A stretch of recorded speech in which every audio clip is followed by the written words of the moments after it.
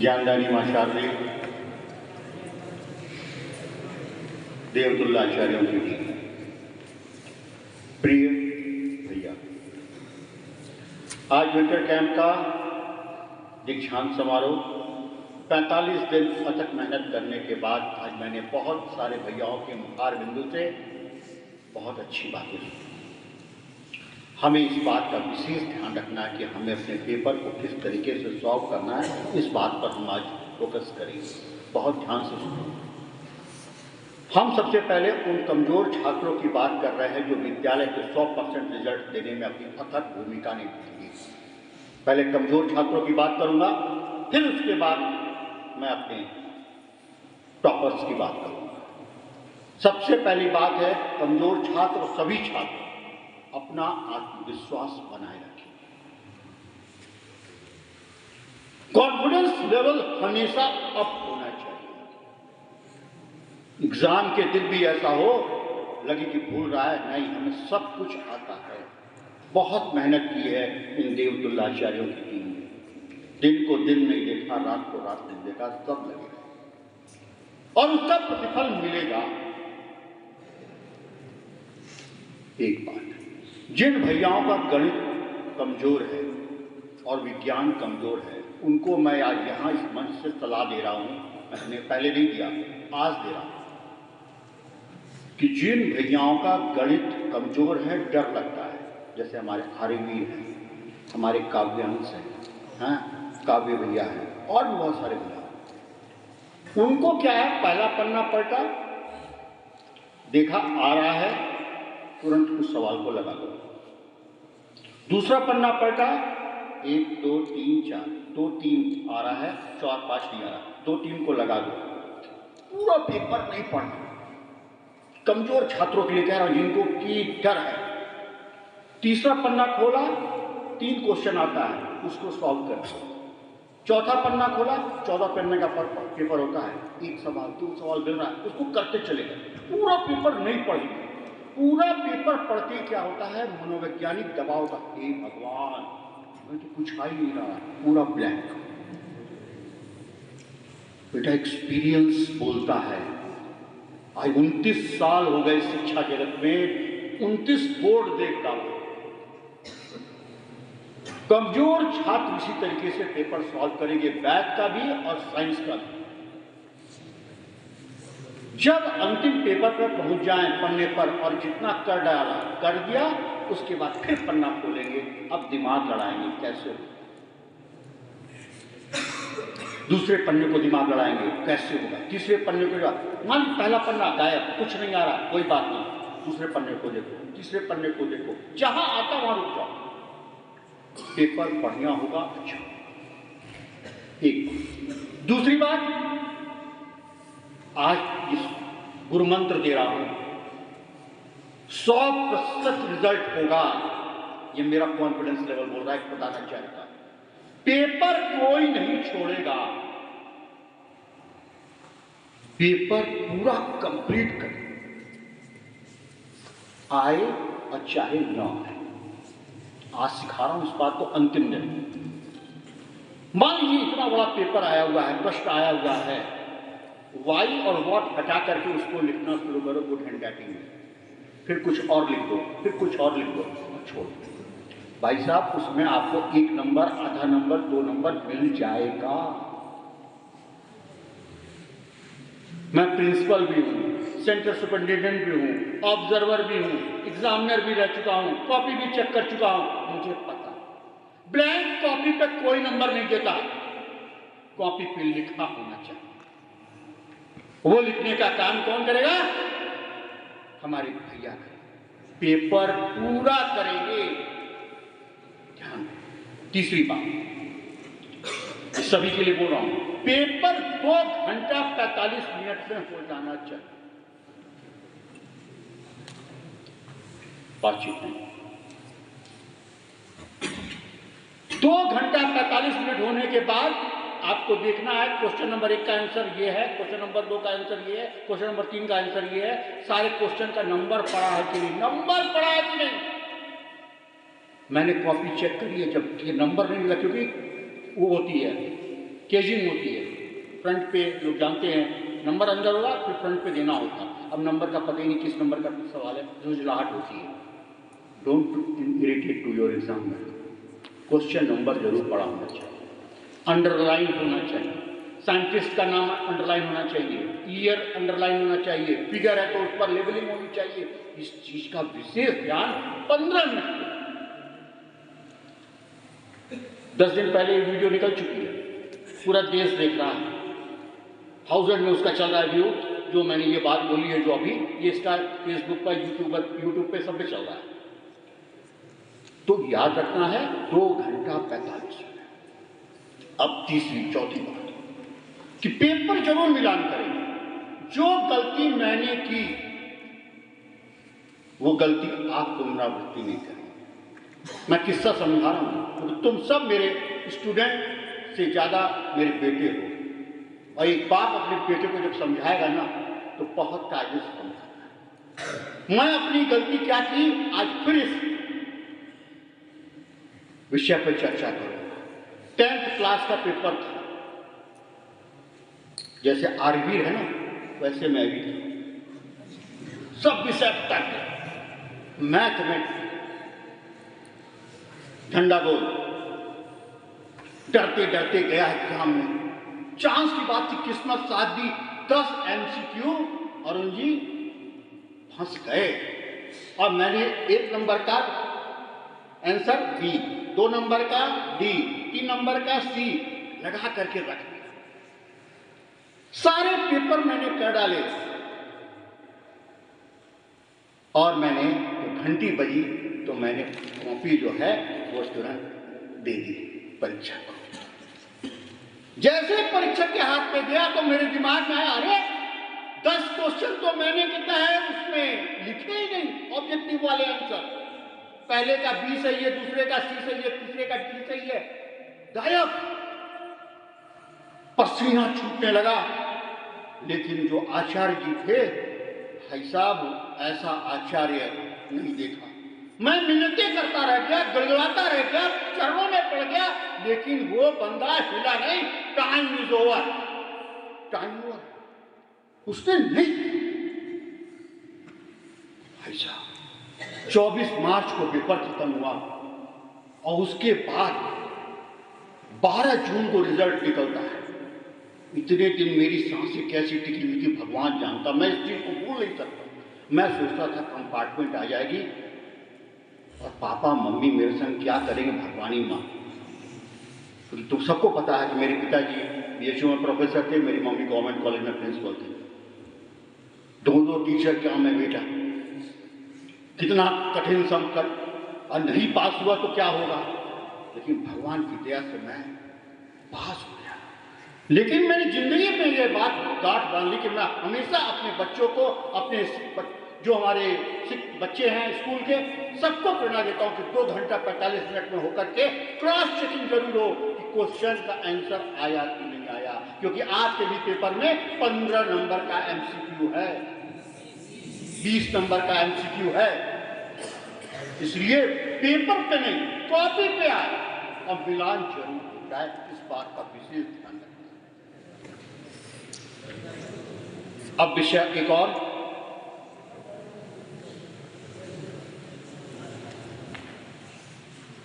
Examination time में देखो दोस्ती दिखाई देती है। अभी मैंने सुना अभिनव सोनी, सॉरी अभिषेक, इन लोगों ने एक दूसरे की मदद की। ताज जिंदगी ये जिसने मदद की है, जिसने उनको डेवलप करने में मदद की है, ये कभी नहीं भूलेंगे, ये जीवन के सच्चे मित्र। मैं बहुत गंभीर बात कर रहा हूं क्योंकि मैं पिता हूं। जो बच्चा शिक्षा के लिए, पढ़ाई के लिए दोस्ती निभाए, उससे बड़ा दोस्त कोई नहीं हो सकता। बात समझना, मैं बहुत डाउन टू अर्थ होकर बात कर रहा हूं, तो समझा रहा हूं कैसे मैनेज। तो दोस्ती है, इसको अभी भी कुछ नहीं बिगड़ा। अभी भी क्या है, 6-6 दिन, 8-8 दिन, 10-10 दिन का गैप है। यार दोस्ती निभा के तो दिखाओ। 10th को भी बोल रहा हूं, 12th को भी बोल रहा हूं।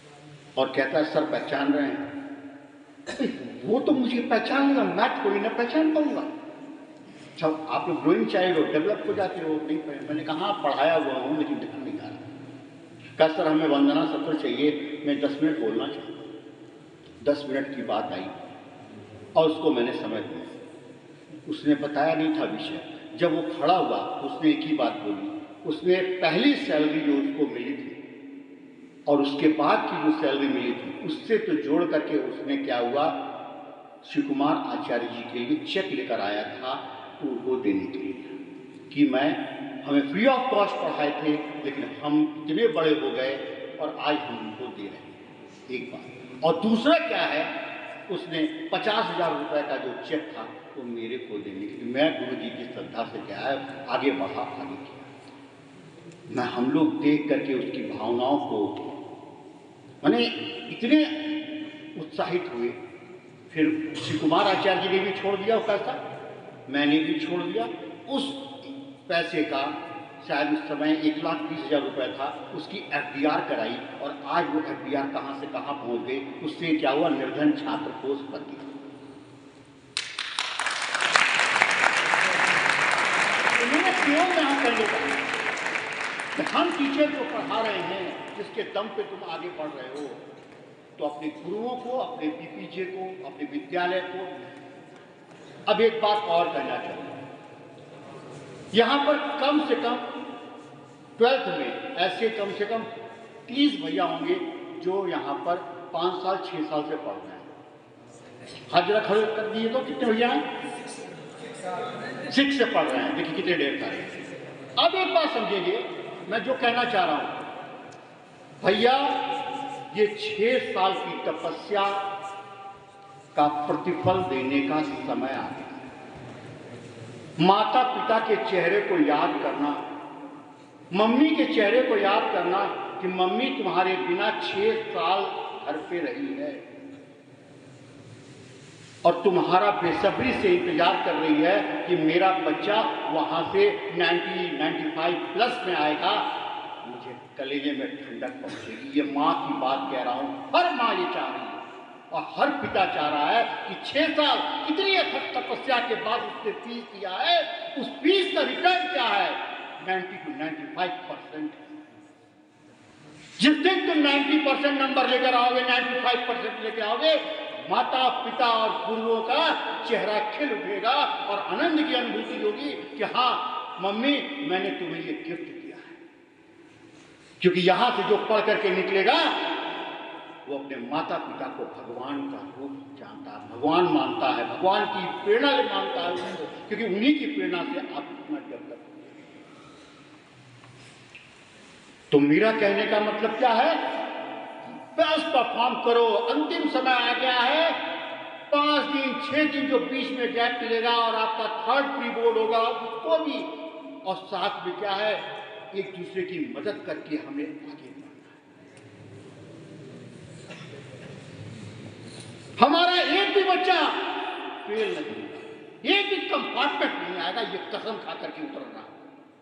और जो मैंने टेक्निक बता दी कि पेपर कैसे पढ़ना है, पेपर को पूरा सॉल्व करना है, पेपर जरूर लिखना है, ब्लैंक कॉपी पे कोई नंबर नहीं देता, उसको करके देखना, 100% रिजल्ट होगा विद्यालय।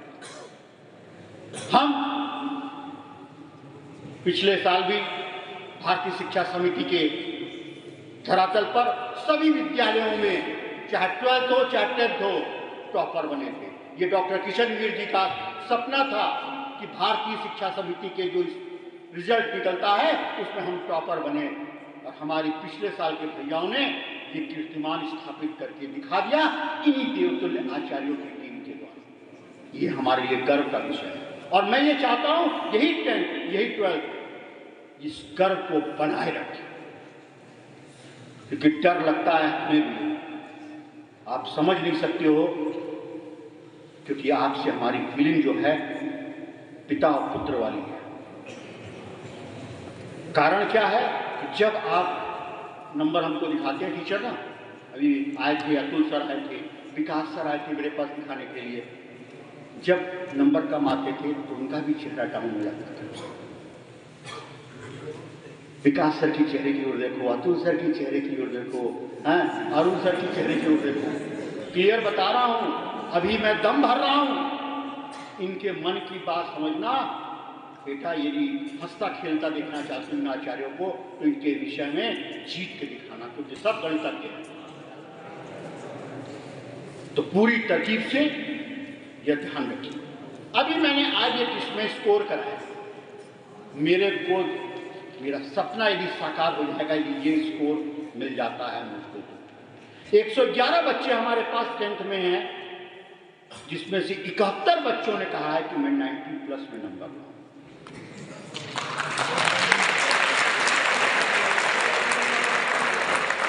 111 में से 7 बच्चों ने यह कहा है हम दावा करते हैं 100% का। 7 बहुत अच्छी बात है। 12th में हमारे पास 73 बच्चे हैं, 73 बच्चे हैं। 36 बच्चे जो हैं ये दावा करते हैं कि हम 90+ में होंगे। बहुत गौरव की बात है। पिछले साल का रिकॉर्ड बता दूं, 12th में जो सबसे लास्ट परसेंटेज में था वो 75% था, उसके नीचे था ही नहीं। इसी तरीके से 10th को भी हम ध्यान रखें। तो कहने का क्या मतलब हुआ भैया, 10th के भैया, 12th के भैया पूर्ण तरीके से अपनी मेहनत करें, अपने आप को कामयाब बनाएं। जो टिप्स दे रहा हूं उसको सुने और देखें और आगे बढ़ें। इन बातों का विशेष ध्यान रखते हुए मैं सभी को ढेर सारी शुभकामना देता हूं कि अपने परीक्षा परिणाम में इतना अच्छा करके ला कि मुझे भी खुशी हो, मुझे भी आश्चर्य हो। अरे मैंने तो इसको 80 सोचा था, ये तो 87 ले आया। जैसे हुआ ना, पीछे कई भैया ऐसे थे जिनको कि आगे बढ़ करके निकल करके आ गए। तो ऐसा कोशिश करेंगे तो निश्चित है कि सफलता प्राप्त होगी और माता पिता के सपनों को जरूर साकार करेंगे। मैं कह रहा हूँ this is the best gift for the parents and teachers कि आपका परसेंटेज 90 में आए, तो हम सबके लिए जो है खुशी की बात होगी, आनंद की बात होगी, उत्साह की बात होगी। इस पीपीजे की तरह को सैल्यूट होगा और इस गुरुकुल की जो साथ है वो लगातार बरकरार रहेगी। मेरे साथ वो घोष लगाएंगे, भारत माता की, भारत माता की। धन्यवाद सर।